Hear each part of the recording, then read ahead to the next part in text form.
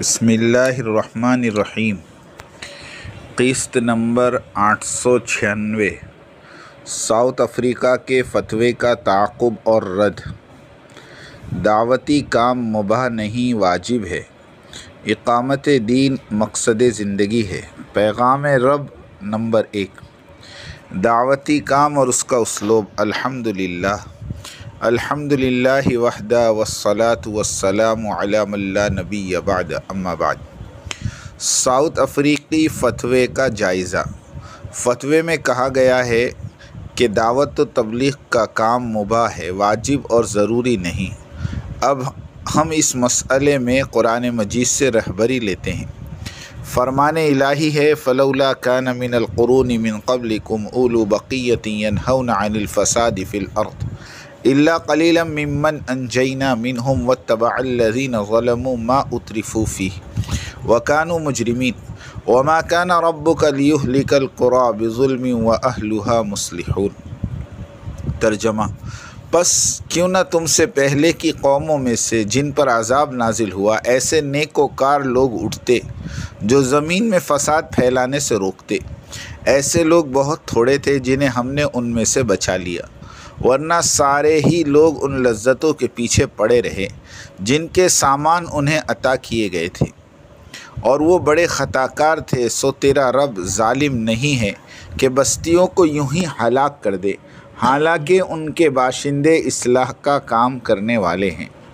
فلولا کانا، تو کیوں نہ ہوئے۔ اس سے پہلی آیت میں اللہ تعالیٰ نے گزشتہ امتوں پر تباہ کن اور جڑ سے اکھاڑ دینے والے عذابات نازل ہونے کا بیان فرمایا، اور اس آیت میں یہ بیان فرمایا کہ ان عذابات کے نازل ہونے کا سبب دو چیزیں تھیں۔ نمبر 1، ان میں کوئی ایسا نہیں تھا جو انہیں فساد سے منع کرتا، اور نمبر 2، اپنے برے اعمال یعنی شرک اور کفر وغیرہ سے رجوع نہ کرنا۔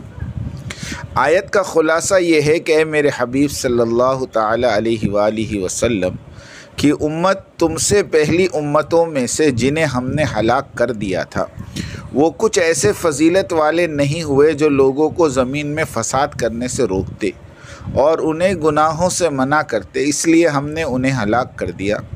البتہ ان سابقہ امتوں میں تھوڑے سے ایسے تھے جنہیں ہم نے نجات دی، اور وہ لوگ انبیاء کرام علیہم الصلاۃ والسلام پر ایمان لائے اور ان کے احکام پر عمل کرتے اور لوگوں کو فساد سے روکتے رہے، جبکہ ظالم لوگ اسی عیش و عشرت کے پیچھے پڑے رہے جو انہیں دیے گئے، اور وہ نعمتوں، لذتوں، خواہشات اور شہوات کے عادی ہو گئے، کفر اور گناہوں میں ڈوبے رہے اور وہ مجرم تھے۔ اولو بقیہ سے مراد علماء ربانی ہیں۔ مقصد یہ ہے کہ گزشتہ قوموں کی عام گمراہی کا باعث یہ ہوا کہ ان میں علماء ربانی نہ رہے۔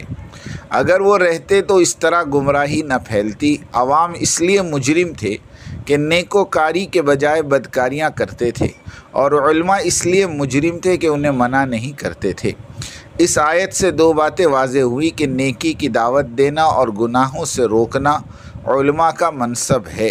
اگر وہ یہ فریضہ سر انجام نہ دیں گے تو وہ بھی مجرم اور مستحق عذاب ہوں گے۔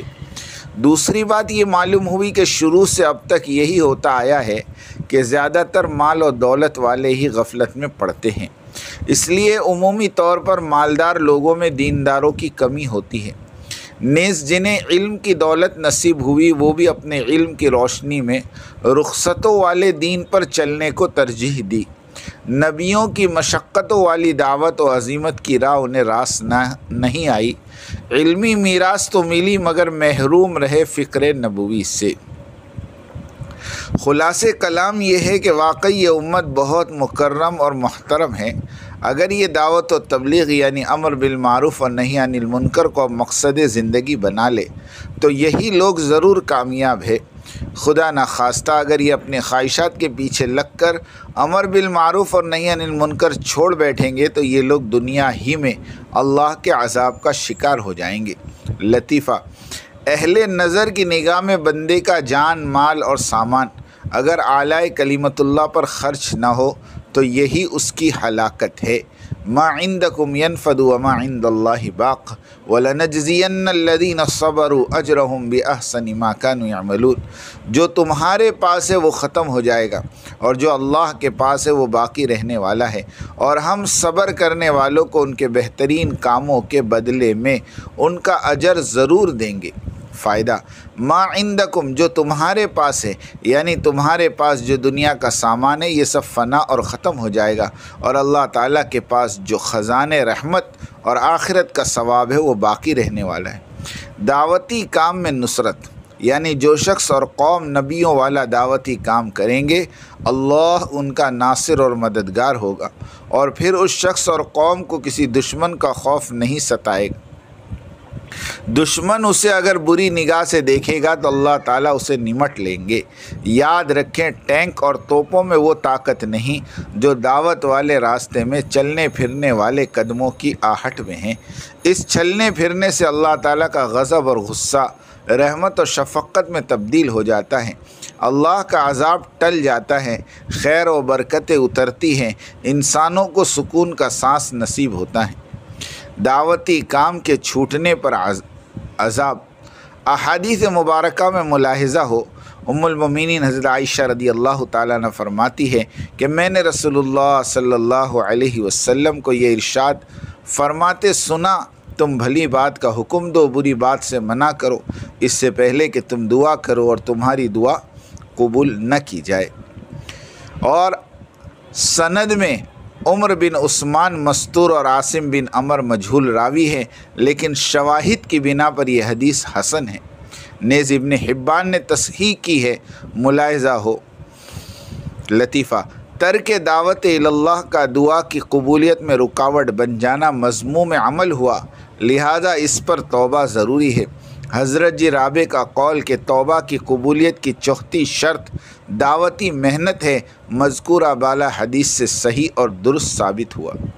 अगर दावती काम मुबाह है तो फिर दुआ के गैर मकबूल होने की सज़ा क्यों, जबकि तर्क मुबाह पर शरीयत मुतहरा में कोई पकड़ और सज़ा की वईद मुकर्रर नहीं।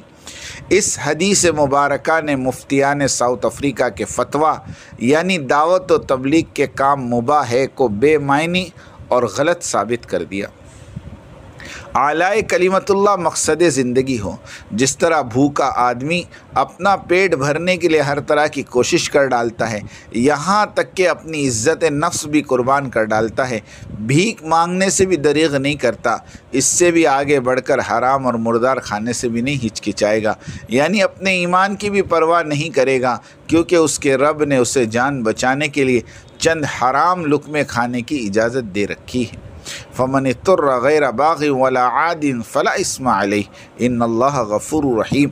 अल्लाह ताला की तरफ से अगर कोई पाबंदी तुम पर है तो वो ये है कि तुम मुर्दार न खाओ, खून से और सूअर के गोश्त से परहेज़ करो, और कोई चीज़ न खाओ जिस पर अल्लाह के सिवा किसी और का नाम लिया गया हो। हाँ, जो शख्स मजबूरी की हालत में हो और वो उनमें से कोई चीज़ खा ले बग़ैर इसके कि वो कानून शिकनी का इरादा रखता हो और ज़रूरत की हद से तजावुज़ न करे तो उस पर कुछ गुनाह नहीं। अल्लाह बख्शने वाले और रहम करने वाले हैं। फ़ायदा, जिस तरह जान बचाने के लिए हराम लुक़मे तक की गुंजाइश है, तो उम्मत मुस्लिमा और इंसानियत का दीन और ईमान बचाने के लिए दावती काम करने और इस काम की तहरीज़ और तश्कील और खुरूज की तरतीब की गुंजाइश क्यों ना हो।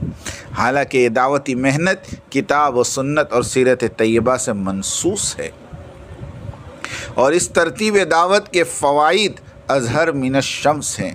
ए काश दावत व तबलीग की मेहनत करने वालों में हमेशा ये जज्बा उभर रहा हो कि आलाए कलिमतुल्लाह और इक़ामत दीन का ये काम उनके लिए महज़ ख्वाहिश और तमन्ना का दर्जा न रखता हो, बल्कि वो उससे अपनी ज़िंदगी का मकसद बनाकर चल रहे हों।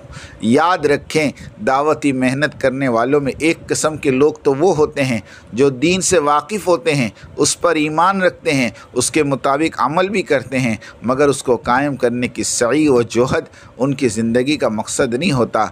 जी में आया तो राह खुदा में चलते हैं, और जी न चाहे तो बैठे रहते हैं, बल्कि वो मामूल के मुताबिक दावती काम को अंजाम देते हुए اپنے دنیا کے معاملات میں لگے رہتے ہیں، اس میں کوئی شک نہیں کہ یہ بلا شبہ صالح لوگ ہیں، اور اگر علاقے میں اسلامی نظام زندگی عملاً قائم ہو چکا ہو تو یہ اس کے اچھے شہری ہو سکتے ہیں، لیکن جہاں بے دینی پوری طرح سے چھائی ہوئی ہو اور تقاضا یہ درپیش ہو کہ بے دینی کو ختم کیا جائے اور اس کی جگہ 100% اسلامی زندگی قائم ہو، تو وہاں اس درجے کے نیک لوگوں کی موجودگی سے کچھ نہیں بن سکتا۔ وہاں ضرورت ان لوگوں کی ہوتی ہے جن کے لیے یہ کام عین ان کا مقصد زندگی ہو۔ وہ دنیا کے دوسرے کام تو جینے کے لیے کریں گے، مگر ان کا جینا صرف ایک مقصد یعنی دعوتی کام کے لیے ہو۔ اس مقصد میں وہ مخلص ہوں اور اپنی جان و مال کے ساتھ تقاضے پہ چلتے ہوں، اس کی لگن ان کے دل میں 24 گھنٹے بسی ہوئی رہتی ہو اور اس کے حصول کی کوشش کا وہ پختہ عزم رکھتے ہوں۔ اس کام میں اپنا وقت، اپنا مال، اپنے جسم و جان کی قوتیں اور اپنے دل و دماغ کی صلاحیتیں کھپا دینے کے لیے تیار ہوں، حتیٰ کہ اگر سر دھڑ کی بازی لگا دینے کی ضرورت پیش آ جائے تو وہ اس سے بھی منہ نہ موڑے۔ بے دینی کے رسم و رواج کے جنگل کو کاٹ کر اسلامی اور دینی زندگی کو بسانا اور اس کی راہ ہموار کرنا ایسے ہی لوگوں کا کام ہے۔ ان ذالک من عزم الامور، یہ تو جیالوں کے کام ہیں۔ پیام رب، تخلیق انسانیت کا اساسی مقصد اللہ تعالیٰ کی معرفت کا حصول ہے، لیکن مادی زندگی میں قدم رکھتے ہی انسان فطرتاً حقیقی مقصد کو بھول جاتا ہے، اور یہ سلسلے بنی نوع آدم کی تاریخ سے چلا آ رہا ہے۔ چونکہ شیطان نے بھی انسان کی گمراہی کا بیڑا اٹھا لیا تھا، تو اب انسان کو شطر بے مہار رکھنا مناسب نہ تھا، لہٰذا رب کائنات نے راہ مستقیم کی طرف ہدایت دینے کے لیے انسانوں ہی میں سے کچھ خاص بندے مقرر فرمائے، جن کی یہ ذمہ داری رہی کہ وہ ہدایت کا راستہ بھولے ہوئے انسانوں کو اس کی منزل کی طرف رہنمائی کرے۔ چونکہ انسان مختلف الطبع ہے، کوئی ترغیب سے متوجہ ہوتا ہے، کوئی ترہیب سے مان لیتا ہے، تو عوارض کے پیش نظر خالق نے اپنے انبیاء اور مرسلین کو یہ بھی سکھا دیا تھا کہ تم معاشرے کے لوگوں کی طبیعتوں کو بھانپ کر اس کے مطابق اپنا رویہ رکھنا۔